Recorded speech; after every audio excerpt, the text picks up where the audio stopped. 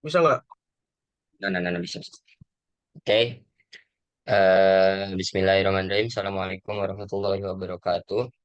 Perkenalkan kami dari kelompok kecil biomaterial. Di sini kami akan menjelaskan tentang aplikasi biomaterial. Mungkin lebih fokusnya kepada implan sih nanti untuk pengaplikasiannya. Di sini beranggotakan dua orang, yaitu saya Ridho Solihin dengan NRP 5011 22 11 35. Dan saya Enos Dominikos dengan RP 5011 221060. Oke, mungkin bisa dilanjut ya penjelasannya.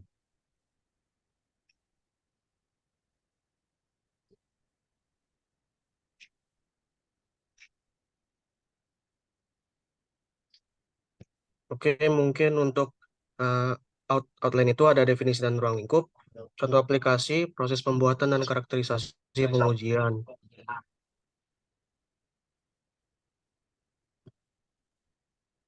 Nah, yang pertama ada definisi dan ruang lingkup. Next. Untuk definisi, ini ada berdasarkan empat, ada KBBI, umum, etimologi, dan terminologi. Yang pertama berdasarkan KBBI, biomaterial adalah bahan yang telah direkayasa sesuai dengan tubuh untuk keperluan pengobatan, penggantian atau rehabilitasi organ dan jaringan tubuh. Nah, secara umum, biomaterial adalah material yang mengalami kontak langsung dengan sistem biologis pada makhluk hidup, di mana material ini harus memenuhi beberapa persyaratan, yaitu memiliki kekuatan yang baik, ketahanan korosi yang baik, dan tidak memiliki pengaruh buruk pada tubuh.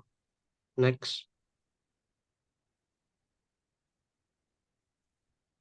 Selanjutnya, secara etimologi, biomaterial ini dibagi menjadi dua kata, yaitu bios dan hila, di mana bios ini artinya hidup atau kehidupan, dan hila artinya kayu atau material. Jadi, jika digabungkan, maka biomaterial itu didefinisikan sebagai bahan yang berinteraksi dengan sistem kehidupan. Bahan ini bisa alami atau sintesis, dan berperan penting dalam berbagai bidang. Yang keempat itu secara terminologi, di mana biomaterial adalah bahan yang direkayasa untuk berinteraksi dengan sistem biologis untuk tujuan medis atau diagnostik.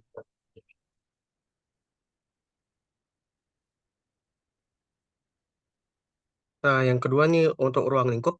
Ruang lingkup biomaterial itu membentang luas, menjangkau berbagai disiplin ilmu dan aplikasi yang menyentuh kehidupan manusia. Nah, biomaterial ini dibagi menjadi dua, yaitu biokompatibel dan biodegradable. Biokompatibel ini memiliki dua akar kata, yaitu bio dan kompatibilitas atau kompatibel. Bio ini artinya kehidupan dan kompatibilitas itu artinya mampu hidup secara harmonis. Jadi ketika digabungkan, maka biokompatibel dapat diartikan sebagai sebuah material yang dapat ditanamkan atau dimasukkan ke dalam tubuh tanpa memberikan pengaruh yang buruk bagi tubuh. Yang kedua ada biodegradable, di mana berasal dari dua kata juga, yaitu bio dan degradable. Bio ini artinya kehidupan, dan degradable artinya mampu terdegradasi secara kimia atau biologis. Jadi jika digabungkan, maka biodegradable ini artinya adalah bahan apapun yang dapat terdegradasi atau terurai. Next.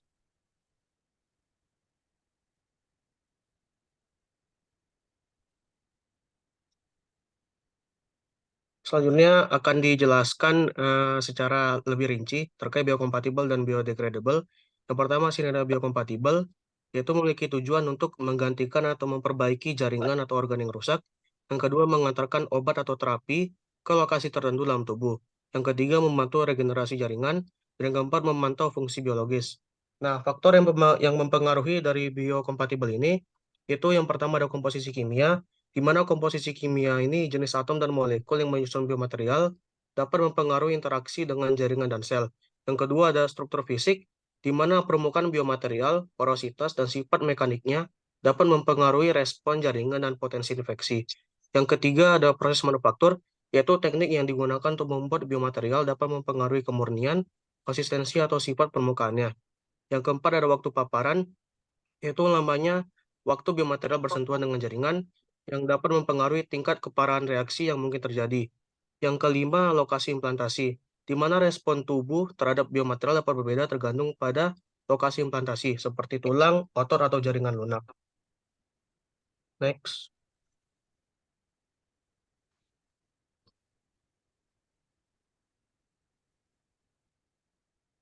Nah, untuk biokompatibel ini pengujiannya ada dua, yaitu pengujian in vitro dan pengujian in vivo.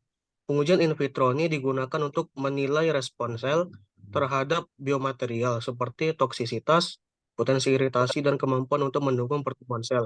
Yang kedua, pengujian in vivo, yaitu digunakan untuk mengevaluasi respon jaringan dan organ terhadap biomaterial yang ditanamkan, termasuk reaksi inflamasi, pembentukan jaringan parut, dan potensi infeksi. Nah, selanjutnya bagaimana meningkatkan biokompatibilitas? Itu dapat dilakukan dengan tiga pendekatan, yaitu modifikasi permukaan, di mana permukaan biomaterial dapat dimodifikasi dengan berbagai zat kimia atau biomolekul untuk meningkatkan biokompatibilitas dan mendorong interaksi yang diinginkan dengan jaringan. Yang kedua, nanoengineering, di mana nanoteknologi digunakan untuk membuat biomaterial dengan struktur skala nano yang meniru struktur jaringan alami, meningkatkan biokompatibilitas dan integrasi jaringan. Yang ketiga, bahan fungsional, di mana biomaterial yang dirancang untuk melepaskan obat, antibakteri, atau faktor penyembuhan dapat meningkatkan biokompatibilitas dan mendorong penyembuhan jaringan. Next.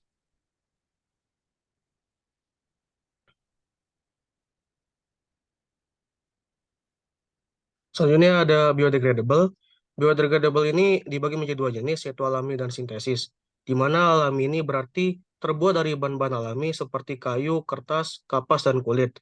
Yang kedua sintesis, yaitu dibuat dari bahan sintesis yang dimodifikasi agar dapat terurai secara alami, seperti plastik biodegradable dan serat biodegradable.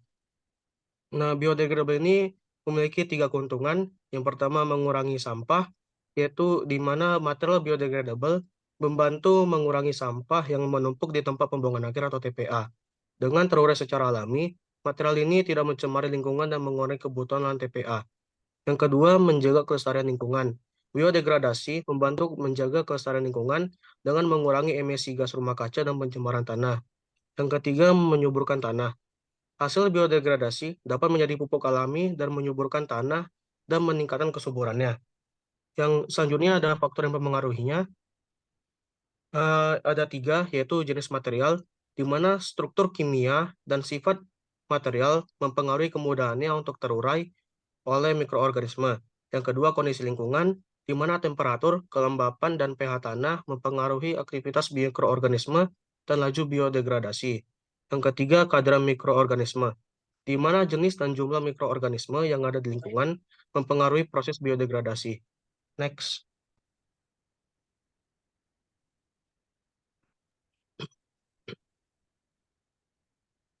Selanjutnya ada aplikasi dari biomaterial, itu yang pertama menyelamatkan dan meningkatkan kualitas hidup, di mana biomaterial memainkan peran penting dalam dunia medis, membantu menyelamatkan dan meningkatkan kualitas hidup manusia. Beberapa contoh aplikasinya, yaitu yang pertama ada implan, di mana biomaterial digunakan untuk membuat implan seperti eh, pengganti pinggul, katup jantung, gigi palsu, dan implan tulang rawan. Yang kedua, alat kesehatan, di mana biomaterial digunakan untuk membuat berbagai alat kesehatan seperti kateter, jarum suntik, peralatan bedah, dan biosensor. Yang ketiga, terapi obat, di mana biomaterial juga dapat digunakan untuk mengantarkan obat ke lokasi tertentu dalam tubuh secara terkontrol, meningkatkan efektivitas obat dan mengurangi efek samping. Yang keempat, teknik jaringan, di mana biomaterial dapat digunakan untuk membuat peranca untuk pertumbuhan jaringan baru, seperti tulang rawan dan kulit. Yang kelima, diagnostik, di mana biomaterial juga dapat digunakan untuk membuat agen kontras untuk pencitraan medis, seperti MRI dan ultrasound. Next.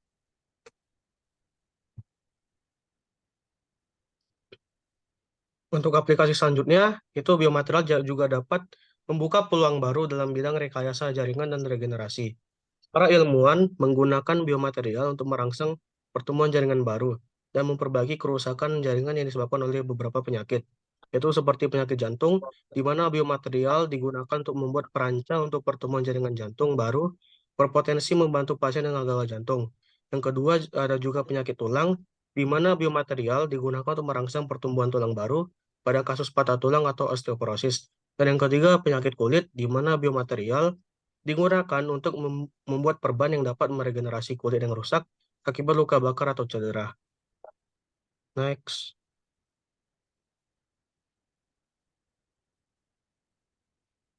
Nah, mungkin buat di sini karena kan tadi sudah di awal sudah dijelaskan bahwa di sini kita menjelaskan terkait implan tulang. Nah, jenis implan tulang yang kita pakai itu menggunakan material bone plate gitu. Nah, salah satu teknologi biomaterial yang digunakan dalam aplikasi medis dalam penyambungan tulang itu bisa digunakan dengan bone plate fix. Material implan yang telah banyak digunakan adalah jenis logam baja tahan karat. Nah, material yang digunakan ini, yang mungkin saya merujuk pada jurnal ya, itu yang digunakannya itu adalah material baja tahan karat tipe 316L. Nah, mungkin di sini ada terkait video representasinya gitu. Bagaimana cara membuat implan tulang dari jenis bone plate mungkin. Mungkin saya agak dicepatkan saja ya karena ini ada beberapa, langsung saja kepada intinya pada saat proses pembuatannya. Nah, di sini bisa dilihat bahwa eh, ada sejenis material yang mungkin si materialnya tuh sedang di proses pemasinan gitu untuk membuat implan gitu.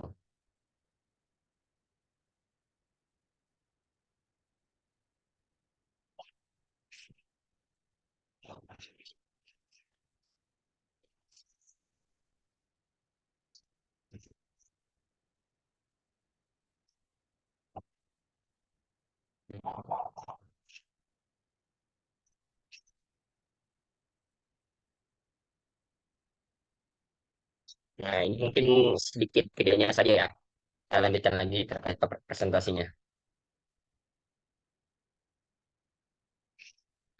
Nah, kenapa kita menggunakan material bajatan karat jenis 316L? Nah, karena dia itu kan termasuk jenis low carbon ya, dengan komposisi karbonnya seperti itu.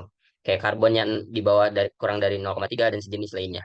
Nah, jenis logam paduan lainnya adalah seperti COCR alloy, terdiri dari atas kobalt 65% dan kromium 30%. Dengan unsur karbon dalam jumlah kecil akan tetap sangat keras, kaku, kuat, dan ketahanan terhadap korosi sangat baik. Nah, di sini mungkin kita tahu bahwa jenis yang mungkin ketika ya diaplikasikan di dalam implan tulang kan harus ada memenuhi syaratnya. Itu pertama yang tahan korosi karena kan ini berhubungan dengan nyawa seseorang gitu. Terus yang kedua sifat mekaniknya yang kuat kayak dia tuh bisa fleksibel lah kayak intinya digunakan buat di dalam tubuh gitu. Dan yang ketiga itu permukaan yang sudah mudah dibersihkan gitu. Karena kita tahu bahwa tubuh itu sangat kompleks ya dalam sangat kompleks dan sangat sensitif terhadap zat-zat yang tidak kenal di dalam tubuhnya. Jadi harus material yang mudah buat ya eh, bersilah gitu. Selanjutnya, nah dalam pemilihan material yang akan digunakan, dalam implan juga kan harus memenuhi syarat gitu. Yang pertama itu biocompatible tadi yang sudah dijelaskan saudara Enos. Terus yang kedua itu materialnya tahan korosi, terus tahan degradasi dan juga tahan kausan. Terus yang ketiga adalah mechanical properties yang sama antar implan dengan tulang tulang manusia. Kayak jadi gimana ya? Untuk penjelasan seperti ini tuh kayak si material ini tuh kayak udah beradaptasi dengan tubuh seseorang gitu. Karena kan perlu diketahui kok bahwa implan tulang itu digunakan adalah untuk menyambungkan atau enggak memperbaiki gitu sehingga si material ini apa material yang asing ini mungkin di dalam tubuh itu bisa beradaptasi dengan sel-sel atau ya organ-organ yang di dalam tubuh manusia. Nah, yang selanjutnya adalah bioaktif dan estereokonduktif. Nah, selanjutnya, nah eh untuk apa pengujiannya itu di sini tuh ada tiga kalau nggak salah. Nanti kita akan membahas lagi kok. Yang pertama itu adalah untuk material yang digunakan itu harus kita uji dengan uji kekerasan. Karena kita tahu bahwa material yang digunakan ini pastinya nanti akan berbenturan dengan tulang gitu. Jadi si materialnya ini kita harus uji kekerasan yang kayak dia tuh seberapa kuat sih buat dia tuh seberapa tahan sih terhadap faktor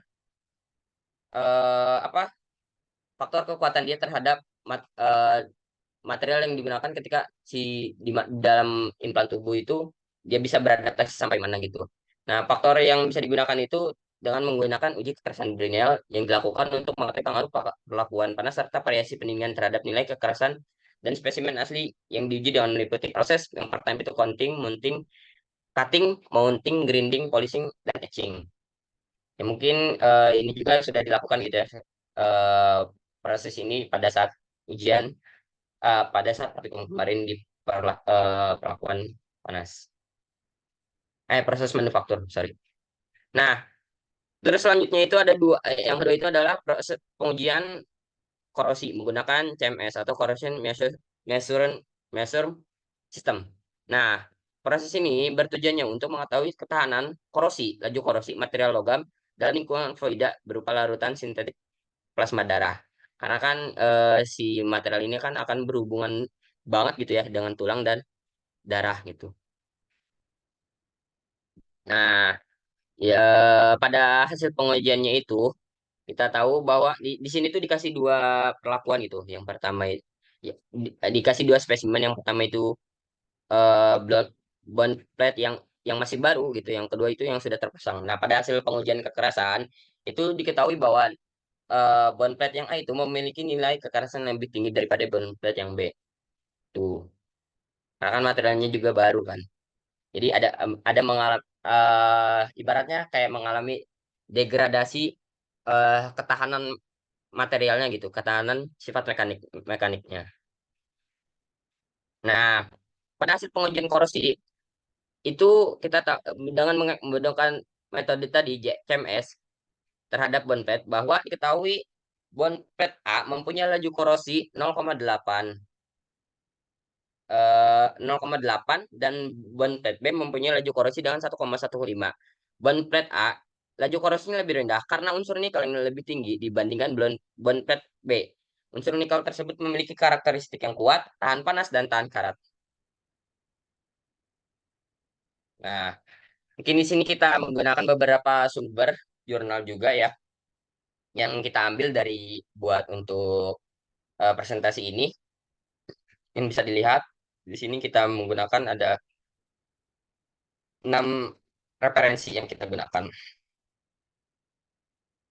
Oke, mungkin itu saja yang bisa kita sampaikan. Mudah-mudahan bermanfaat untuk ya terus kepada kita gitu selaku mahasiswa.